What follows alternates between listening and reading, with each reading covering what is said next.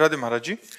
महाराज जी, अभी तक सब अच्छा चल रहा था, अचानक से रास्ता भटकने लगी, गुस्सा इतना आने लग गया है कि सबसे चिढ़ हो गई है। महाराज जी, श्री जी में लगे रहने का मन करता है, उन्हीं के बारे में सोचने का मन करता है, बट गुस्से के कारण महाराज जी कह रहे हैं कि कुछ दिन से गुस्सा क्यों आता है? गुस्सा प्रभु जैसे तिलक लगा लिया माथे पे तो घर मतलब मायके वाले बोलते ओ पाखंड, वो आज ही ले रही हो तो बोलते हो कि जैसे आपने बोला कि राधा राधा, सब में राधा राधा बोलो, ओहो ड्रामा, तो ऐसे ऐसे बोलते हैं सब। तो हाँ हाँ, बिल्कुल बिल्कुल बिल्कुल। तो हम आपको एक उपाय बताएं। रज जैसे लेके आप गीली करके लगाते हो, वैसे सूखी लगा लो। समझ रहे हो? नहीं, एक बात कह रहा हूं, जैसे बचना हो ना कि लोग हमको ना कहें, तो हमें अपना काम बनाना है। ऐसे लगा अंदर ही अंदर राधा जप करें अंदर। अब हम जब क्या कर रहे हैं तुम्हें क्या पता, किसी को क्या पता। तो अगर हम व्यवहार में झगड़ा ना करना चाहें, अब जैसे अब हम तिलक लगाए हैं, आपका पति ही आपका विरोध करने लगे, तो हमें लगता है अच्छा नहीं रहेगा। हमें वो तिलक गुप्त लगा लेना चाहिए। सूखी रज को जब हम गीली करते हैं ना, तो गीली ना करें, सीधे वही बट्टी लेके ऐसे अगर करें तो तिलक तो लग गया और तिलक दिखाई भी नहीं दे रहा है। तो हमें लगता है जैसे पति हैं, ससुर हैं, सास हैं, घर के जन हैं, अगर वो भक्ति विरोधी है तो हमें चाहिए गुप्त भक्ति करना चाहिए। हम उनको भी आदर करें, उनको भी प्यार करें, क्योंकि उनका पद है।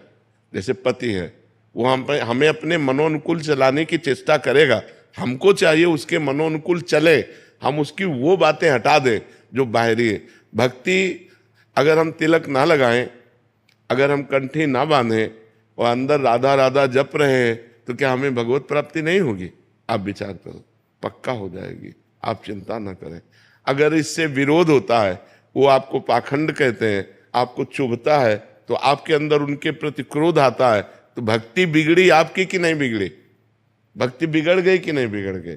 तो हमें वो चाल चलनी है जिससे हमारे परिवार में कलह न हो, अशांति न हो। जब कोई नहीं है तो हम माला लेकर के भले जप करें, अगर कोई है तो हम माला छुएंगे भी नहीं।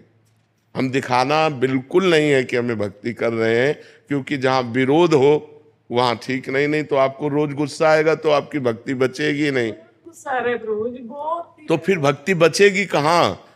त्रिविधम नरकस्येदम द्वारम नाशन मात्मना कामा क्रोधा तथा लोभा तस्मात् देत्रयम् त्यजेत। ये तीन त्यागने हैं, काम क्रोध लोभ। अब हमें गुस्सा आ रहा, अपने पति पे गुस्सा आ रहा, सास ससुर पे, तो हमारी भक्ति क्या रहेगी? भक्ति गुस्सा नहीं सिखाती, भक्ति प्यार सिखाती है, भक्ति प्रेम सिखाती है, भक्ति विग्रह नहीं करवाती, भक्ति मंडन करवाती, जोड़ती है। भक्ति जब भगवान को जोड़ लेती है तो इंसान को जोड़ने की क्या बात है? तो मुझे लगता है आपको सुधार करना चाहिए, उनको सुधरना नहीं, आपको सुधरना है। आप भक्त हो, आप बात समझ सकते हो, वो भक्ति का विरोध करते हैं, वो भक्त की बात नहीं समझ सकते। आप वो आचरण करो जिससे परिवार वालों को क्षोभ ना हो। पति को कोई मतलब वो भी शरणागति है, 2 साल हो गए, मुझे 1 साल हो गया। तो जो मायके वाले ना, तो वो बड़ा परेशान सा लगता है। मायके वालों से क्या लेना देना है? मेन पॉइंट तो ससुराल वालों से है। तो मायके वालों से क्या लेना देना है? तो बोलते ना नहीं, अब हटो। जब ससुराल में आ गए तो मायके वाले क्या, मायके में थोड़ी रहना तो पति सास ससुर के बीच में, हमें वहां माहौल बनाना है। पर मायके वाले से तो कुछ भी कहते रहे, ऐसे करो। नरेंद्र सिंह रावत जी, श्री हरिवंश महाराज जी।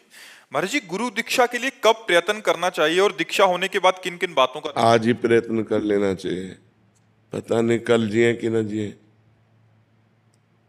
अगर विवेक की बात पूछो तो आज और अभी इसी क्षण गुरु का वरण करके भजन करना शुरू कर देना चाहिए, शाम मिले कि ना मिले।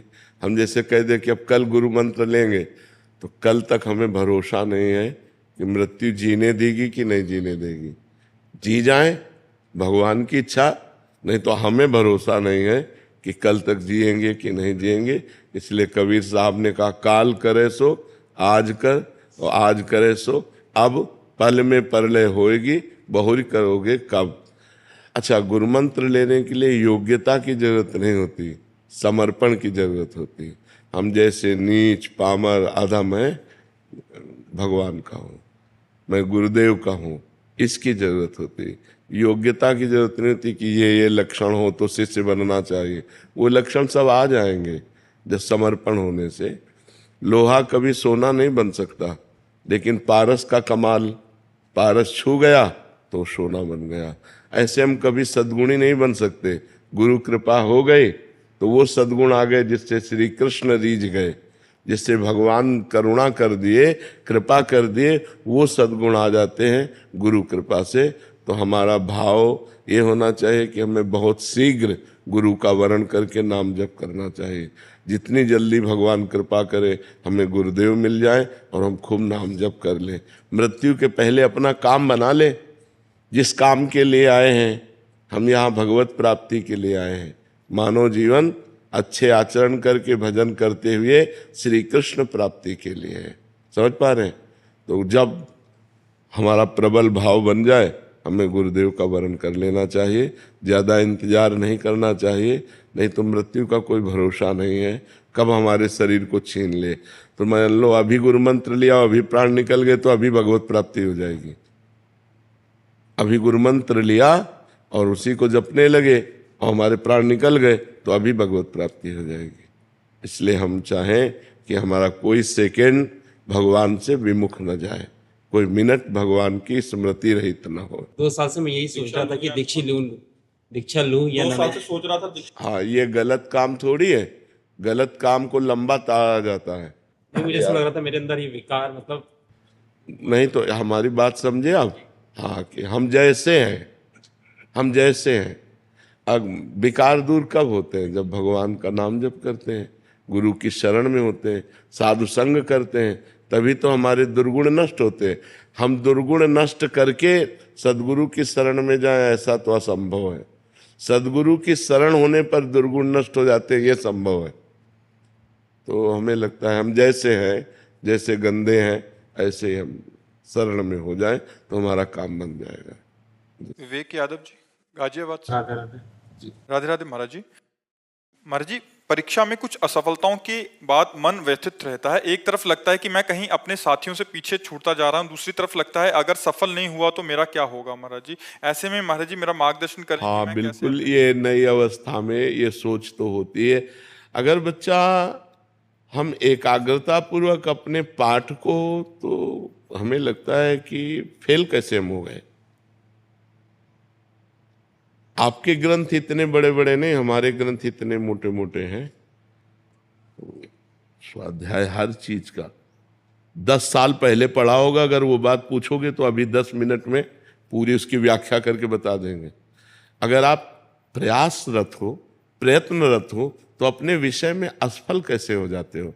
या तो आप ब्रह्मचर्यहीन हो रहे हो, इधर उधर प्रपंच कर रहे हो, अपनी पढ़ाई से विमुख आचरण कर रहे हो, मनोरंजन कर रहे हो।